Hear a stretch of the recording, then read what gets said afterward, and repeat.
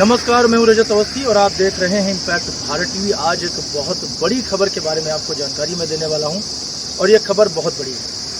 भारत ने वो उपलब्धि हासिल कर ली है जिसके लिए प्रधानमंत्री नरेंद्र मोदी इतने दिनों से कठिन परिश्रम भी कर रहे थे और संघर्ष भी कर रहे थे।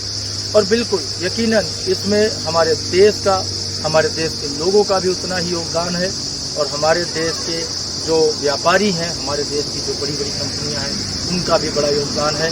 हमारे देश की जो क्या कहते हैं अर्थव्यवस्था है, जिसको आप जीडीपी बोलते हैं, वो अब चौथे नंबर पर है। जापान को हमने पीछे छोड़ दिया है, 5वें नंबर पर थी।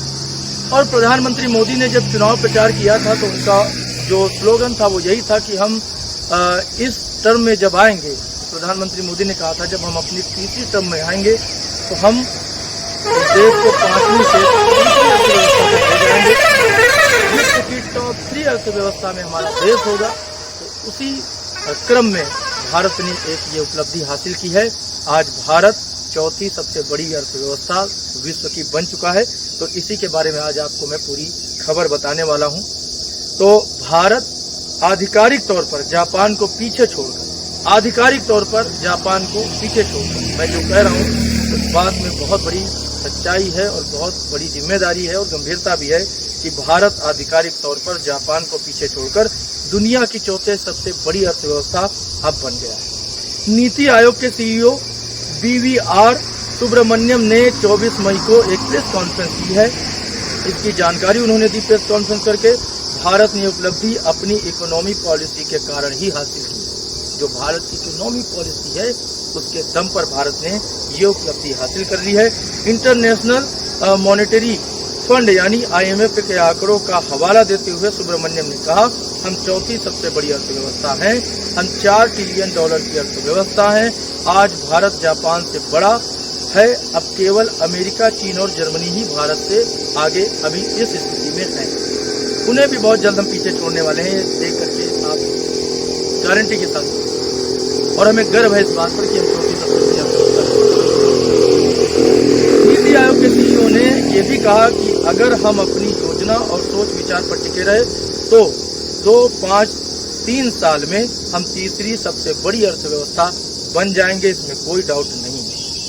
अब आपको हम बताते हैं, कई सवाल इस समय आप लोगों के मन में भी होंगे और हमने भी उन सभी सवालों का आकलन किया है और एक एक करके उसका पूरा विश्लेषण आपको मैं बताने वाला हूँ।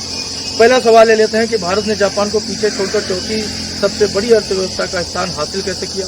तो जवाब ये आता है कि IMF की अप्रैल 2025 की वर्ल्ड इकोनॉमी आउटलुक रिपोर्ट के अनुसार भारत की नॉमिनल जीडीपी $4.187 ट्रिलियन तक पहुंच गई है, जो जापान की अनुमानित जीडीपी $4.186 ट्रिलियन से थोड़ा ज्यादा है। भारत की उपलब्धि मजबूत घरेलू मांग, अनुकूल जनसांख्यिकीय रुझानों और नीतिगत सुधारों के कारण है। भारत की अर्थव्यवस्था 6-7% की एनुअल ग्रोथ रेट बनाए हुए है, जबकि जापान की अर्थव्यवस्था को ग्लोबल ट्रेंड, टेंशन और पॉलिसी चेंज के कारण नुकसान भी हुआ है। अब दूसरा सवाल आता है कि भारत की इस उपलब्धि का ग्लोबल सिनेरियो पर क्या प्रभाव पड़ने वाला है। जवाब आपको इसका हम बता देते हैं। भारत का चौथी सबसे बड़ी अर्थव्यवस्था बनना ग्लोबल लेवल पर कई प्रभाव डालेगा। पहला, वैश्विक प्रभाव में बढ़ोतरी होगी। भारत का अंतर्राष्ट्रीय मंचों जैसे G20 और IMF में प्रभाव बढ़ेगा। इन्वेस्टमेंट हब पर दूसरा असर होगा। भारत में फॉरेन डायरेक्ट इन्वेस्टमेंट FDI में और वृद्धि होगी, क्योंकि ग्लोबल कंपनियां भारत को एक आकर्षक बाजार के रूप में भी देख रही हैं। तीसरा, क्षेत्रीय स्थिरता आएगी। भारत और जापान के बीच मजबूत रणनीतिक साझेदारी जैसे चंद्रयान 5 और सैन्य सहयोग भारत प्रशांत क्षेत्र में स्थिरता को बढ़ावा भी देगा।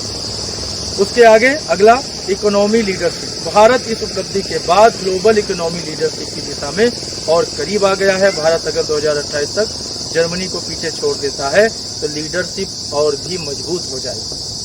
तो ये सबसे बड़ी उपलब्धि है जो भारत ने हासिल की है। अगला सवाल, जापान की अर्थव्यवस्था क्यों पिछड़ रही है। जवाब है, जापान की अर्थव्यवस्था कई चुनौतियों का सामना कर रही है, जैसे लो ग्रोथ रेट। IMF के अनुसार 2025 में जापान की जीडीपी ग्रोथ रेट केवल 0.3% रहने की उम्मीद है, जो भारत की 6.5% की तुलना में बहुत ज्यादा कम है। वहीं जनसंख्यिकीय संकट, जापान की उम्र दराज आबादी और लो बर्थ रेट ने लेबर फोर्स को सीमित कर दिया है। अगला ग्लोबल ट्रेड टेंशन, अमेरिका और अन्य देशों द्वारा लगाए गए टैरिफ और व्यापार नीतियों ने जापान की निर्यात आधारित अर्थव्यवस्था को प्रभावित किया है। अगला आर्थिक स्थिरता की कमी, जापान की अर्थव्यवस्था कई दशकों से स्थिरता के लिए संघर्ष कर रही है, जिसके कारण यह भारत जैसे तेजी से बढ़ते देशों से पिछड़ गया है। अगला सवाल, क्या भारत जल्दी तीसरी सबसे बड़ी अर्थव्यवस्था बन जाएगा? इसका जवाब है हाँ। IMF और अन्य वैश्विक संस्थानों के अनुमानों के अनुसार यदि भारत की वर्तमान वृद्धि दर बनी रहती है तो 2028 तक भारत जर्मनी, जिसकी इस समय की GDP $4.9 ट्रिलियन GDP को पीछे छोड़कर दुनिया की तीसरी सबसे बड़ी अर्थव्यवस्था भी बन सकता है। भारत की GDP 2027 तक $5 ट्रिलियन और 2028 तक $5.58 ट्रिलियन तक पहुंचने का अनुमान है। इसके बाद केवल अमेरिका $30.57 ट्रिलियन और चीन $19.231 ट्रिलियन ही भारत से आगे रहने वाले हैं। आप मेरे बगल में ग्राफिक्स में देख पा रहे होंगे, आपको मैं पूरा आंकड़ा दिखा रहा हूँ कि इस समय क्या स्थिति है और आगे आने वाले समय में क्या स्थिति होने वाली है। अब आपको बता देते हैं कि GDP क्या है। बहुत से लोगों के मन में ये सवाल होगा कि GDP आखिर है क्या। इकोनॉमी की हेल्थ को ट्रैक करने के लिए GDP का इस्तेमाल होता है। ये देश के भीतर एक तय समय में बनाए गए सभी गुड्स और सर्विस की वैल्यू को दिखाती है। इसमें देश की सीमा के अंदर रहकर जो विदेशी कंपनियां प्रोडक्शन करती हैं उन्हें भी शामिल किया गया है। दो तरह की GDP होती है। GDP दो तरह की है, रियल GDP और नॉमिनल GDP। रियल GDP में गुड्स और सर्विस की वैल्यू का कैलकुलेशन बेस ईयर की वैल्यू या स्टेबल प्राइस पर किया जाता है। फिलहाल GDP को कैलकुलेट करने के लिए बेस ईयर 2011-12 है, यही नॉमिनल GDP का कैलकुलेशन प्राइस पर किया जाता है। अब इसे कैलकुलेट कैसे करते हैं GDP को, ये आपको मैं बता देता हूँ।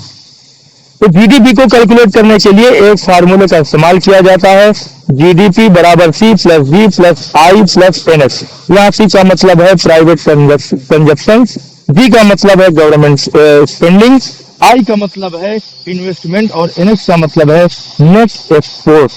GDP की घट बढ़ से कौन होता है, अब ये बता देते हैं। तो GDP को घटाने या बढ़ाने के लिए चार इम्पोर्टेंट इंजन होते हैं। पहला है आप और हम। आप जितना खर्च करते हैं वो हमारी इकोनॉमी में योगदान देता है। दूसरा है प्राइवेट सेक्टर की बिजनेस ग्रोथ, ये GDP में 32% योगदान देती है। तीसरा है सरकारी खर्च, इसका मतलब है गुड्स और सर्विसेज प्रोड्यूस करने में सरकार कितना खर्च करती है, इसका GDP में 11% योगदान है। और चौथा है नेट डिमांड, इसके लिए भारत के कुल एक्सपोर्ट को कुल इम्पोर्ट से घटाया जाता है, क्योंकि भारत में एक्सपोर्ट के मुकाबले इम्पोर्ट ज़्यादा है, इसलिए इसका इम्पैक्ट GDP पर निगेटिव ही पड़ता रहा है। तो ये बड़ी खबर है कि हमारा देश आज चौथी सबसे बड़ी अर्थव्यवस्था, चौथी सबसे बड़ी इकोनॉमी विश्व पे बन गई है। जापान को पीछे छोड़कर हम 5वें स्थान से चौथे नंबर पर आ गए हैं और पूरी उम्मीद है और पूरी गारंटी है कि बहुत जल्द हम 1 नंबर पर भी पहुंच सकते हैं। तीसरा दूसरा तो अलग बात है। देश हमारा जिस हिसाब से ग्रोथ कर रहा है उस हिसाब से हमारी चीज़ें बन रही हैं। आज हम रक्षा के क्षेत्र में इतना बड़ा आविष्कार कर रहे हैं। हमारे हथियार, हमारी ब्रह्मोस मिसाइल ने पाकिस्तान के छिक्के छुड़ा दिए, धज्जियाँ उड़ा दी, ये सब हमने देखा है। तो हमारा देश आत्मनिर्भरता की ओर बढ़ रहा है और ये बड़ी बात है। हमारी हर तरह का योगदान हमारी GDP के लिए अच्छा है। ये बड़ी खबर थी जो हमने आपको बता दी है और आज के लिए ये बड़ी खबर यहीं तक। अब आपसे मुलाकात मेरी होगी जल्द एक और बड़ी खबर के साथ। तब तक आप देखते रहिए इम्पैक्ट भारत।